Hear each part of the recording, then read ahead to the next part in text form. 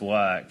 And we always used to refer to Apple as kind of the most important weighting name on the S&P 500. Now NVIDIA is kind of like, oh, this is a macro level event. Everyone, quick, pay attention to NVIDIA. How has your day-to-day changed in relation to how you cover those two names? Well, I still feel, especially when I'm speaking with my sources, that they do care about Apple because it's one of those names, even though we saw it struggle at the start of the year, because, again, with its buyback programs and the fundamentals, and then, of course, its cash flow behind the company for longer-term portfolio managers, that obviously is still going to be a key holding in there. So it's more of the shorter-term expectations there. But if you look from a hedge fund perspective, Goldman Sachs prime brokerage data, where they analyze data from hedge funds, they actually, coming into the second quarter, they started trimming their exposure to some of these big technology stocks, but they were actually looking at more different types of AI plays like utilities. So we've seen that particular group, especially since mid-April, really take off. And some of that, a lot of times people think of it as low volatility, dividend type paying stocks, and more of kind of maybe a safe haven. But this seems to be more of a play of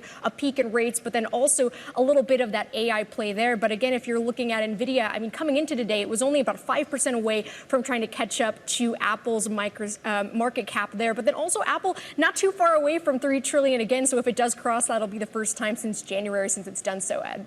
And just sticking on the Apple theme, and there was some reporting from other outlets such as The Information talking about how maybe we could have seen a deal for offering Apple TV Plus to